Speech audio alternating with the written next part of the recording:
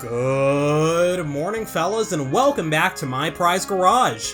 My name is Matt, and welcome to part 2 of my Game Show Facts series. Last time I looked at contestants who lost $800,000 despite getting an answer right, the worst Wheel of Fortune category, and a cartoon based on Millionaire. And I've got a whole new batch of facts for you today, so let's get started. 500 Questions is a game show with a simple goal. You just have to answer, well, 500 questions. The show originated in the US, with 7 episodes over 7 consecutive weeknights. You stayed alive as long as you don't get 3 questions wrong in a row.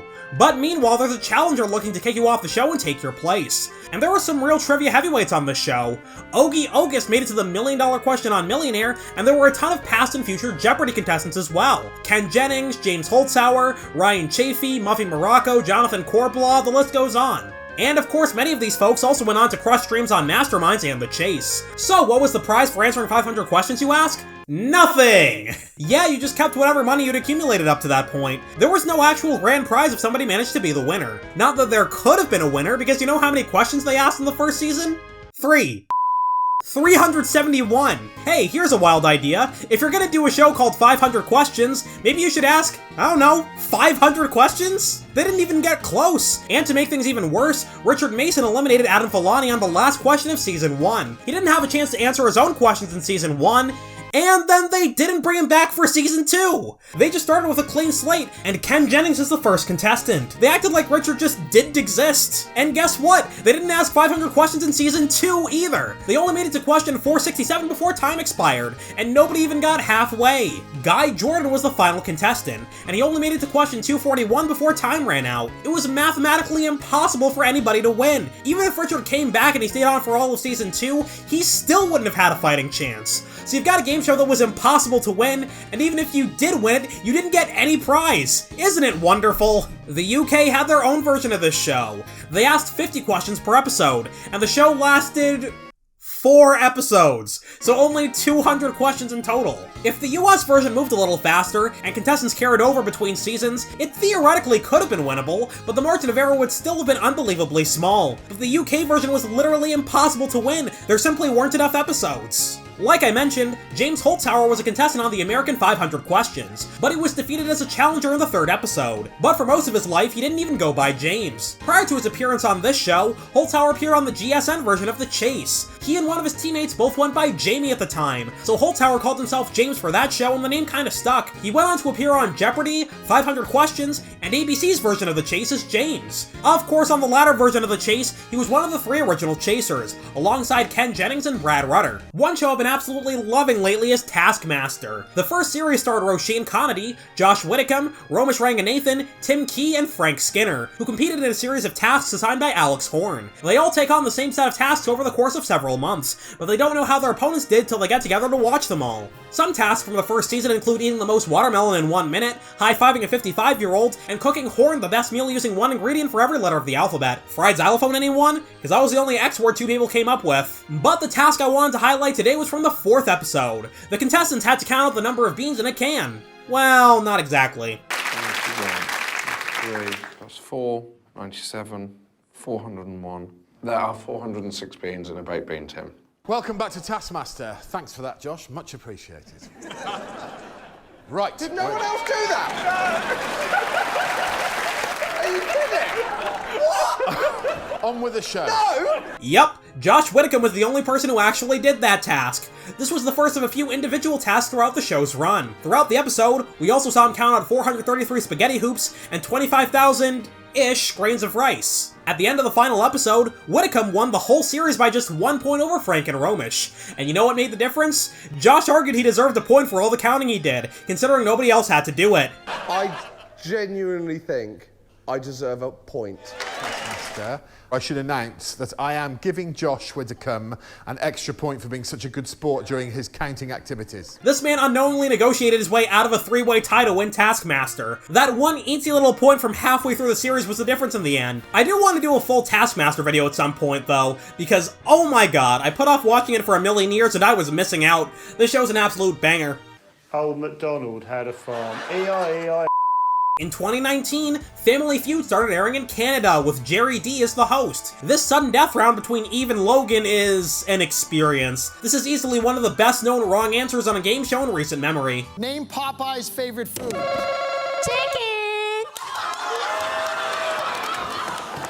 Oh my god! Show me chicken! Spinach, Jerry. Show me spinach!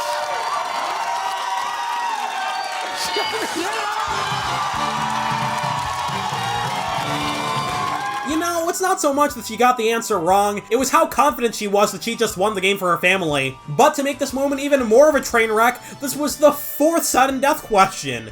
She and Logan couldn't get any of them right, so they just kept going and edited the dud questions out afterwards. Name something in your house that creaks. Rocking chair. The stairs. You guys sucked at that one. Name something people die. Gunshot. Name something you might see in the sky on a clear night. A helicopter. The moon. What number comes after 2? No joking around here. Seriously, this is the question. Name Popeye's favorite.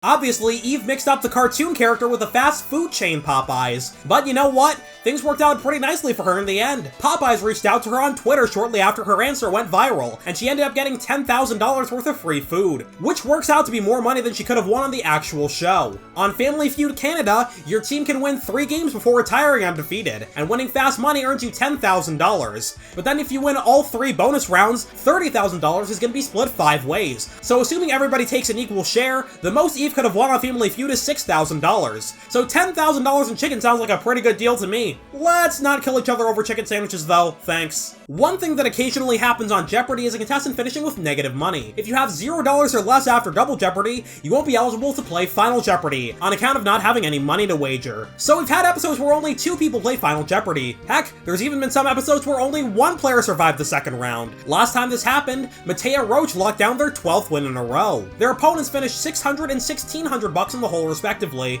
But what if all 3 players are in the red after Double Jeopardy? This is yet to happen on the syndicated version of the show, but it did happen in at least one episode hosted by Art Fleming back in the day. In the episode in question, Final Jeopardy simply wasn't played, but if it happened today, Jeopardy staff says they might show the clue they had prepared anyway, so viewers at home could think about it. Here's a game show that had a secret huge winner. Show Me the Money was a short-lived game show that aired on ABC in late 2006. The show was cancelled before all the episodes aired though, because of plummeting ratings. Only 5 out of the 7 episodes were shown on ABC. The following year, Game Show Network acquired the rights to Show Me the Money, including the 2 never-before-seen episodes. They started airing it on Tuesday nights in the summer, and then they got rid of it as well. Their premiere reran on GSN on June 12th, then the second episode followed on the 19th. On the 26th, they decided, you know what, we're done, and aired an episode of Regis Philbin's Millionaire instead. So to this day, we've still yet to see the last 2 episodes. But they had a photo on their website that revealed one contestant won some big money. Bob Globerman has been on a variety of game shows, including Catch 21, Who's Still Standing, and the final episode of Classic Concentration. On Show Me the Money, he started his game in the last episode that aired on ABC, but he didn't finish before time ran out. In the first unaired episode, Globerman went on to win over $880,000. On many game shows, contestants aren't sent their money or prizes till the episode airs on TV. Despite the end of his game never airing, Globerman did receive his near $1 million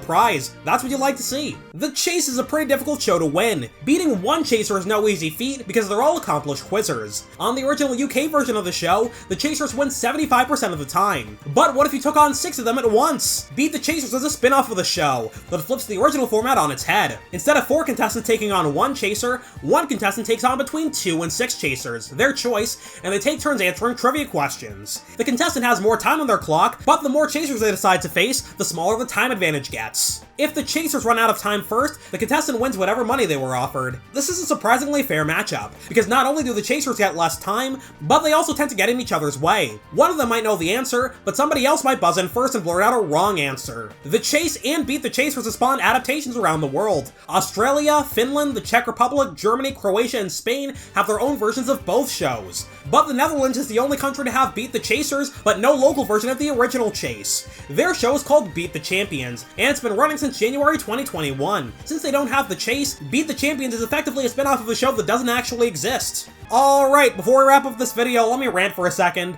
The other day I loaded my YouTube library with a bunch of Taskmaster playlists, which is how I learned their alphabetizing system is absolutely atrocious. Series 1 through 13 are available on YouTube at the moment, and when I saved all the playlists, YouTube ordered them as follows: Series 1, Series 10, 11, 12, 13, then Series 2, 3, 4. How hard is it to count to 13?